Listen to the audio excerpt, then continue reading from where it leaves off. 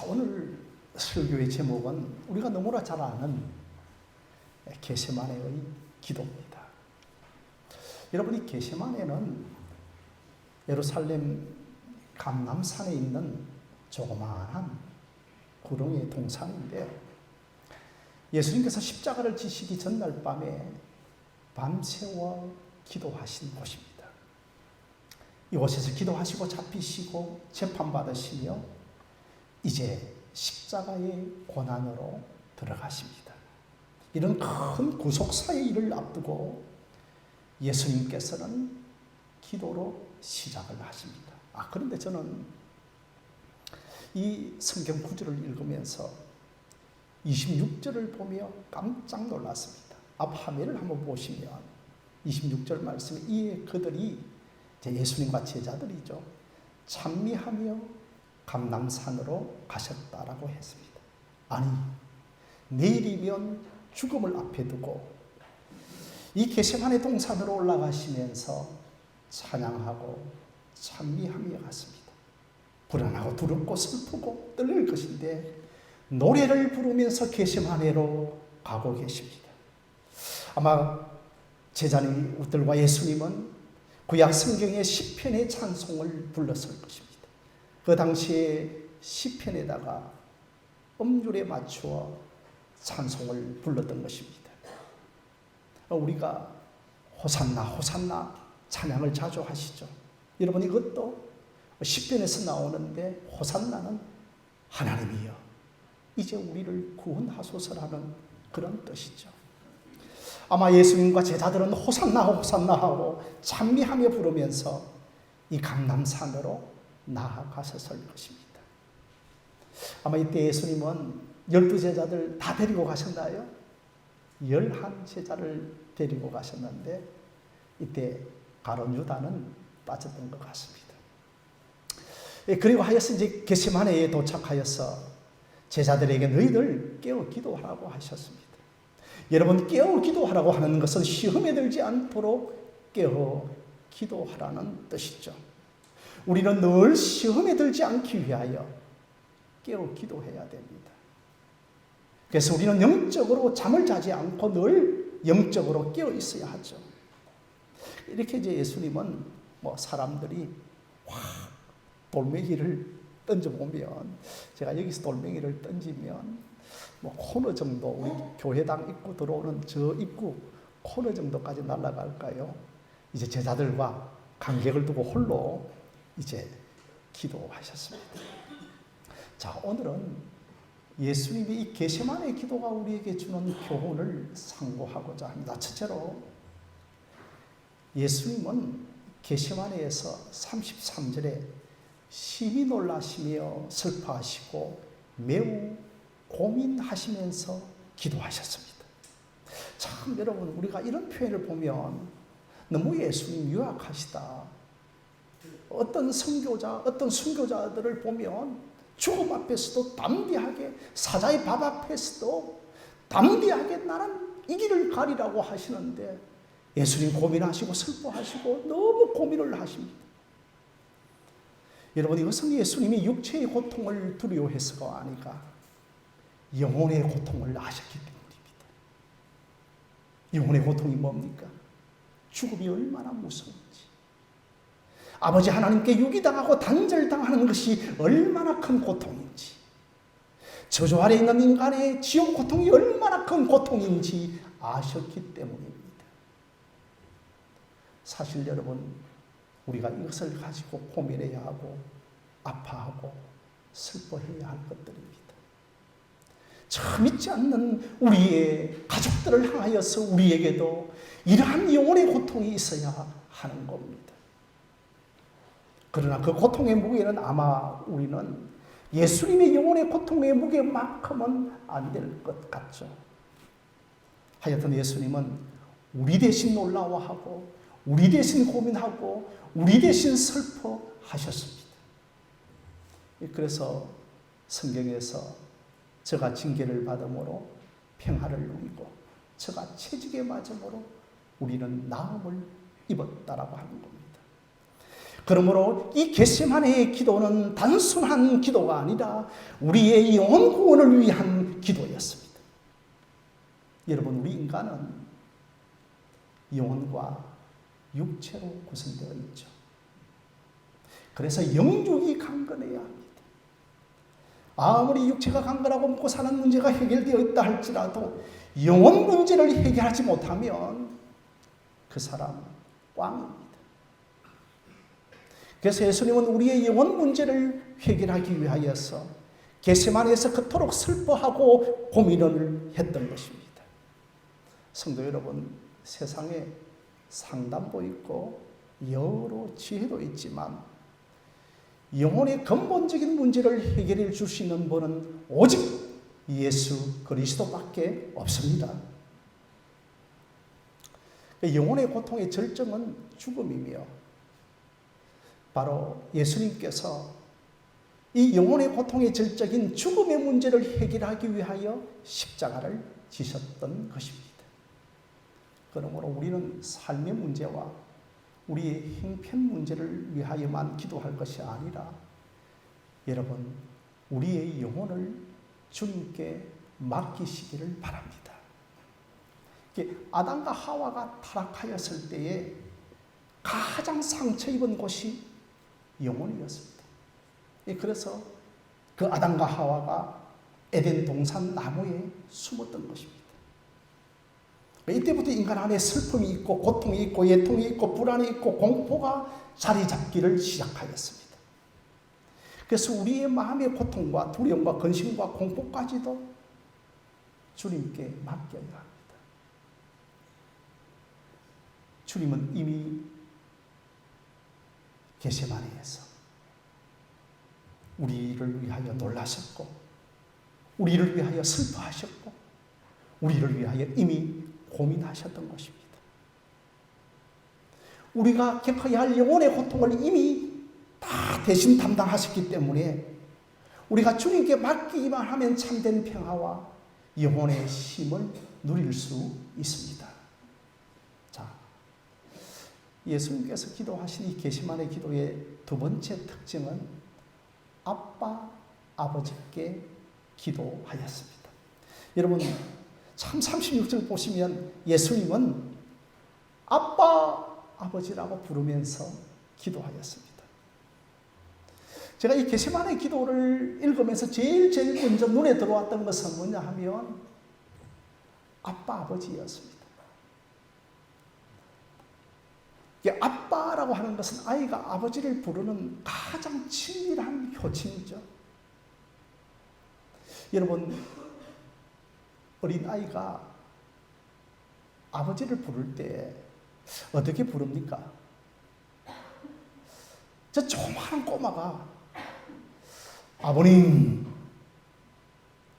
아니면 부친이시여, 아니면 당신이시여 이렇게 부르지를 않죠. 예수님께서도 하나님을 부를 때 아빠라고 이렇게 부르셨습니다. 히브리어로는 아바라는 뜻이죠.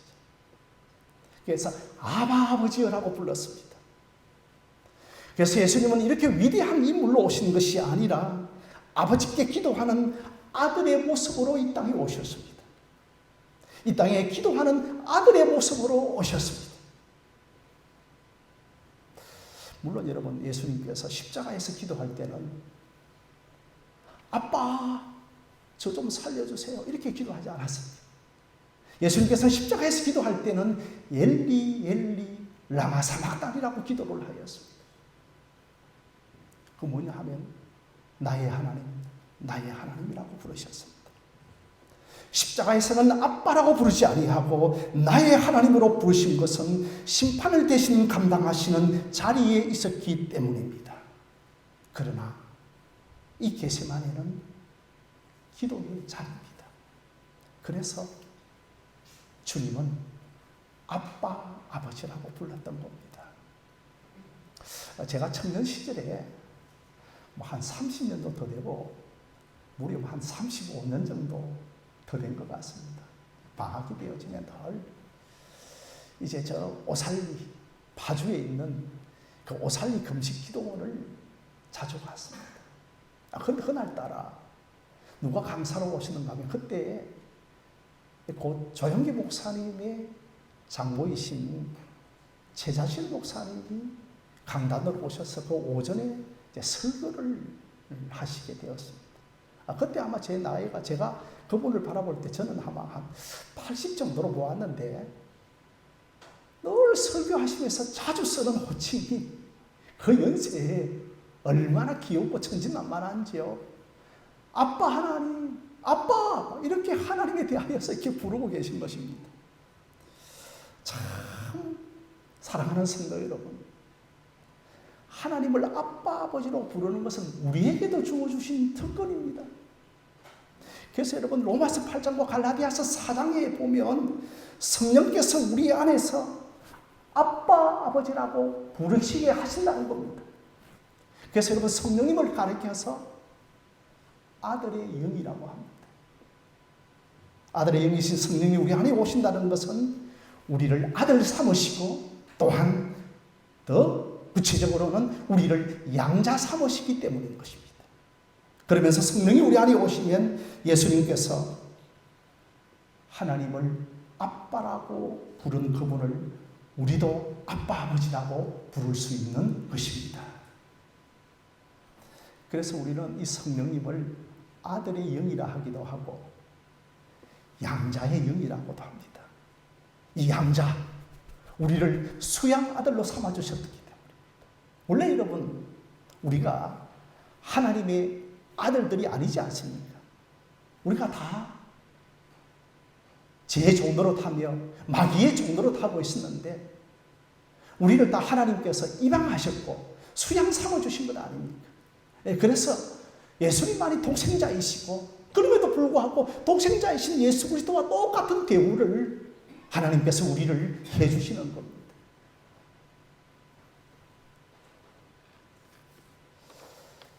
그러므로 사랑하는 성도 여러분, 우리가 기도로 하나님께 나아갈 때 아들의 관계로 아빠라고 부르면서 하나님의 품으로 담대하게 나아가기를 주님의 이름으로 부탁드립니다. 세 번째로 여러분, 우리 주님께서 겟세마네에서는 나의 원대로 하지 마옵시고 아버지의 원대로 하옵소서라고 기도하였습니다. 여러분 36절 말씀 우리가 한번 함께 읽겠습니다. 시작. 이르시되 아빠 아버지여, 아버지께는 모든 것이 가능하오니 이 잔을 내게서 옮기시옵소서. 그러나 나의 원대로 마시옵고 아버지의 원대로 하옵소서 하시고. 참 여러분, 이 기도는 예수님께서 십자가를 피하고 도망가고 싶어서 드리는 기도가 아닙니다. 예수님은 자신은 당당하게 십자가를 지기로 작정하신 분입니다. 아니 그런데 갑자기 마음이 바뀌어서 예수님께서 십자가를 거부하시는 것은 아닙니다. 이것은 여러분 예수님께 모든 것을 맡기는 기도입니다. 나의 원대로 하지 마옵시고 아버지의 원대로 하옵소서라고 하는 것. 내 뜻을 내려놓고 하나님의 뜻이 이루어지기를 원합니다라고 하는 기도입니다. 우리의 기도 중에도, 이 목사의 기도 중에도 냉정하게 잘 분석해 보면 내 뜻을 이루려고 하고 내 야망을 이루려고 하고 내 어떤 목적을 이루려고 하고 내 뜻을 관철시키려고 하는 기도가 얼마나 많은지 모릅니다. 여러분, 그 대표적인 사람이 야곱이었습니다. 야곱이 약복강을 건너려고 하는 순간에 어느 한 사람, 구체적으로 천사가 와서 야곱에게 시름을 걸었습니다. 한참 시름을 하고 이 천사가 가려고 할 때 야곱이 하는 말이, 당신 내게 축복하여 주시지 아니하시면 나는 당신으로 하여금 가게 하지 아니하겠나이다라고 하면서 천사를 결코 놓아주지 않습니다. 밤새 천사가 씨름하면서 그때 천사가 야곱에게 너 나와 겨루어 이겼다라고 그렇게 이야기를 하고 떠나갑니다. 여러분, 이것은 하나님과 겨루어 이겨서 우리의 주장을, 우리의 뜻을 간절시키고 자기의 요구를 내세우라는 것이 아닙니다. 야곱이 드디어 하나님께 항복했다는 것입니다. 이제 주님의 뜻대로 하옵소서. 그렇게 야곱이 이스라엘로 바뀌었다는 것입니다. 그래서 그 천사는 그의 이름을 이스라엘로 바꿔주죠. 그것을 보고 하나님은 너 나에게 이기었다라고 칭찬을 해주시는 것입니다. 사랑하는 성도 여러분, 우리가 기도의 깊은 자리를 가지면서 그 기도의 깊은 끝부분에서 나의 원대로 하지 마옵시고 아버지의 뜻대로 하옵소서라는 기도가 나와야 합니다. 기도하다 보면 어느 순간에 내 뜻과 하나님의 뜻이 일치되는 지점이 있습니다. 여기에서 우리는 기도에 힘을 얻고 어떻게 노래합니까? 예수로 나의 구주 삼고 성령과 피로서 거듭나니 이 세상 간대 없고 구속한 주만 보이도다. 여러분, 기도의 자리가 이 자리까지 나아가기를 바랍니다. 이것을 경험한 사람은 거룩을 기쁜 희열을 경험합니다. 이것을 경험한 사람은 하늘의 기쁨과 천국을 이 땅에서 경험합니다. 내가 기도하지만 내 안에서 성령님이 기도하고 계시며 내 혀가 말하지만 내 혀를 움직이는 성령님을 인식하면서 내 소원이 하나님의 소원이 되어 아버지의 뜻이 이루어지기를 원합니다라고 기도하는 겁니다. 우리의 기도가 변하기를 바랍니다. 내 원대로라고 말하는 데서 점점 아버지의 뜻대로 되기를 원하나이다라고 우리의 기도가 바뀌기를 바랍니다. 자, 네 번째로 여러분, 이 겟세마네의 기도의 특징은 힘쓰고 애쓰고 간절히 기도하였습니다. 여러분, 힘쓰고 애쓰고 간절히 기도하시기를 바랍니다. 자, 화면을 한번 보시면 44절 말씀 우리 한번 함께 읽겠습니다. 시작. 예수께서 힘쓰고 애써 더 간절히 기도하시니 땀이 땅에 떨어지는 핏방울같이 되더라고 말씀을 하고 있습니다. 여러분, 여기에서 애쓰라고 하는 것은 단순히 애를 썼다는 정도가 아닙니다. 이것은 단순하게 애쓴 것이 아니라 예수님이 기도하시면서 자신의 영혼의 깊은 고통을 느꼈다는 겁니다. 예수님이 십자가에서 깊은 육체의 고통을 느꼈던 것처럼 기도하시면서 깊은 영혼의 고통을 느낀 것입니다. 그래서 땀방울이 핏방울이 되어질 정도로 기도하셨습니다. 여러분, 이 겟세마네라고 하는 이름의 뜻은 기름을 짜는 기구, 기름을 짜는 틀이라는 뜻입니다. 이 감람산이라고 하는 것은 여러분 아시다시피 감람열매, 감람이 무슨 말이죠? 올리브죠, 올리브. 굉장하게 올리브가 많았는데 당연하게 그곳에 가면 기름 짜는 틀이 있어야 되지 않겠습니까? 그래서 기름짜리 틀이 있다고 해서 겟세마네라고 했는데 자연스럽게 그곳 지명의 이름을 겟세마네라고 불렀던 겁니다. 여러분, 올리브의 그 새 열매를 그 앞찾기에 팍 넣고 기름을 눌러서 짜냅니다. 우리 예수님 기름 부음 받은 자입니다. 예수님께서 기름 부음 받은 자로 오셔서 당신이 어겨지고 어겨져서 기도하신 것입니다. 주님께서는 우리의 영혼 구원을 위하여 자신을 기름 짜듯이 누르고 눌러서 모두 쏟아내신 것이 땀이 떨어져 핏방울같이 되었다는 겁니다.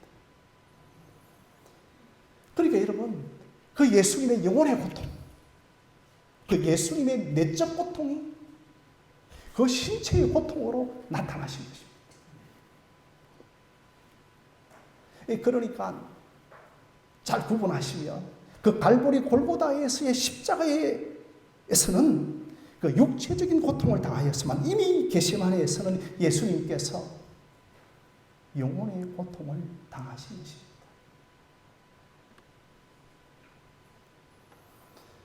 그래서 예수님이 십자가에서 못 박히실 때 그 순간만 고통스러운 것이 아니라 땀이 땅에 떨어져 핏방울같이 되어지는 것, 이거 영혼의 십자가에 못 박히신 것입니다. 영혼의 십자가에 못 박히신 것입니다. 그래서 예수님은 겟세마네에서 영혼이 십자가에 못 박혔고 갈보리 골고다에서는 육체가 십자가에서 못 박히신 것입니다. 갈보리에서는 육체의 고통을 담당하셨지만 겟세마네에서는 우리의 영혼 구원을 위하여 자신이 영혼의 고통을 다 담당하신 것입니다. 그래서 우리는 놀랍도록 이사야 53장 5절에서 이렇게 고백하는 겁니다. 화면을 한번 보시면 함께 우리 고백할까요? 시작. 그가 찔림은 우리의 허물 때문이요 그가 상함은 우리의 죄악 때문이라. 그가 징계를 받음으로 우리는 평화를 누리고 그가 채찍에 맞음으로 우리는 나음을 받았다. 여러분, 이거 법정 용어 아닙니까? 법정에서 쓰는 용어들입니다. 예수님의 육체의 고통을 예언하기도 하지만 법정에서 죄인들이 받는 형벌의 내용 아닙니까? 찔림. 뭐 때문에 찔림을 받습니까? 죄인들이기 때문에. 왜 상함을 받습니까? 죄악 때문에. 왜 징계를 받습니까? 죄악 때문에. 왜 채찍에 맞습니까? 우리의 죄의 형벌로 채찍에 맞는 것 아닙니까?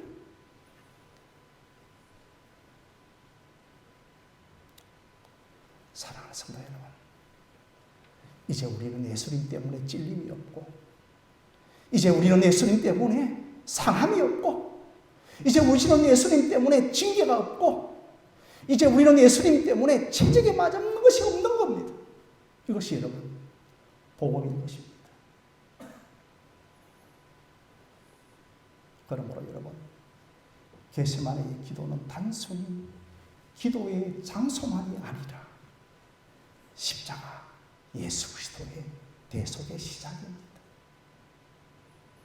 우리의 영혼 구원을 위해 바로 여기 감람산 겟세마네에서부터 영혼 구원이 시작된 것입니다.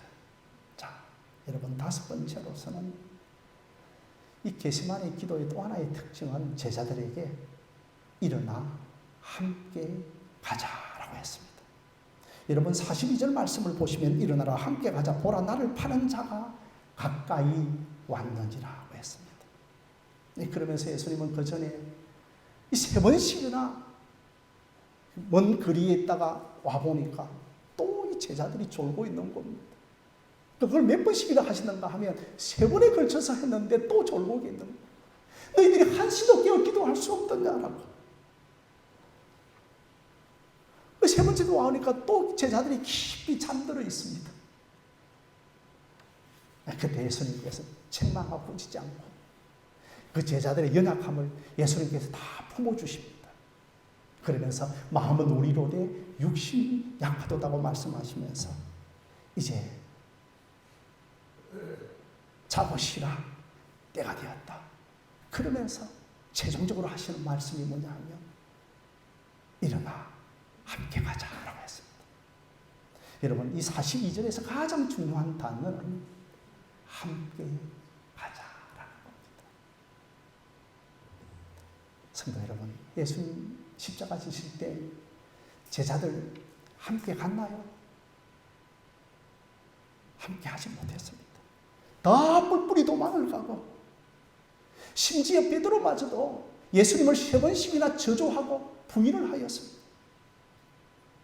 아니, 이렇게 함께 가지 못하는 제자들에게 일어나 함께 가자라고 아가서의 말씀을 하고 계신 겁니다. 아가서에서 일어나 함께 가자라고 그렇게 말씀하신 것처럼 너희들 일어나 함께 가자라고 말씀을 하고 있는 겁니다. 아무도 함께 가지 못하는 제자들에게 일어나서 함께 가자라. 사랑하는 성도 여러분, 일어나서 함께 갈 수 있나요? 우리의 힘으로. 인간의 힘으로는 예수님과 함께 갈 자가 아무도 없습니다. 그래서 일어나 함께 가자고 하는 것은 너희들의 힘으로는 지나갈 수가 없다. 너희들의 힘으로는 함께 갈 수가 없다고 하는 말씀인 것이죠. 그리고 또한 여러분, 일어나서 함께 가자라고 하는 것은 예수님께서 저 멀리 내다보고 하신 말씀입니다. 드디어 예수님께서 부활 성천하시고 오순절 성령 강림이 하면서 드디어 제자들은 일어나 함께 가십니다. 너희에게 성령이 임하면 온 예루살렘과 유다와 사마리아와 땅 끝까지 이르러서 내 증인이 되리라고 하시는 그 말씀, 성령이 임할 때 우리는 주님과 함께 살고, 성령이 임하면 우리는 주님과 함께 죽고, 성령이 임하면 우리는 주님과 함께 일어나며, 성령이 임하면 우리는 주님과 함께 하나님의 나라를 누리게 되는 것입니다. 그래서 보혜사 성령은 우리를 그리스도와 함께 연합시켜주는 영이십니다. 예수님은 이렇게 계시마네에서부터 우리가 예수님과 함께 가기를 기도하신 것입니다. 그리고 오순절에 성령을 보내어서 함께 가게 해주신 것입니다. 오늘 저와 여러분들도 성령의 은혜와 능력을 날마다 구하면서 일어나 함께 갈 수 있는 저와 여러분들이 되어주시기를 바랍니다. 사랑하는 성도 여러분, 말씀을 맺으면서 오늘 이 시간 우리가 가장 먼저 하나님께 맡겨야 할 것은 우리의 영혼입니다. 내 삶의 형편과 문제만을 하나님께 맡기는 것이 아니라 여러분의 영혼을 주님께 맡기시기를 바랍니다. 마음 깊은 곳에 상처와 두려움과 불안과 공포마저도 하나님께 맡기기를 바랍니다. 왜 그렇습니까? 이미 이사야 53장 5절에 우리 주님께서는 모든 것을 다 이미 담당하셨기 때문입니다. 겟세마네에서는 우리의 영혼의 고통을 담당하셨고, 그 갈보리 골고다에서는 우리의 육체의 고통을 다 담당하시면서 엘리 엘리 라막 사막단이라고 외치면서 하나님께 버림받는 우리의 고통을 다 담당하시면서 끝내 죽음 자체마저도 고통을 담당하신 것입니다. 그러므로 오늘 저와 여러분들이 더 이상 내 영혼의 짐을 홀로 지고 살아갈 필요가 없습니다. 우리의 영혼을 주님께 맡기시기를 바랍니다. 제가 몇 번씩 말씀을 들었습니다만 어느 지방도로에서 할머니가 머리에 무거운 짐을 지고 갔는데 자가용 운전수가 할머니 먼 길 힘드시죠? 제 차에 타시죠? 뒷차에 할머니가 탔습니다. 한 몇 킬로를 가고 있는데 백미를 보니까 할머니가 그 자리에 앉아서 머리 짐을 아직도 이고 있는 것입니다. 할머니 제발 그 무겁고 수고한 짐을 좀 내리시자. 아이고 젊은 양반, 차를 공짜로 태워주는 것도 얼마나 고마운데 내가 어떻게 이 짐마저도 내릴 수가 있겠나. 수고하고 무거운 짐진자들아,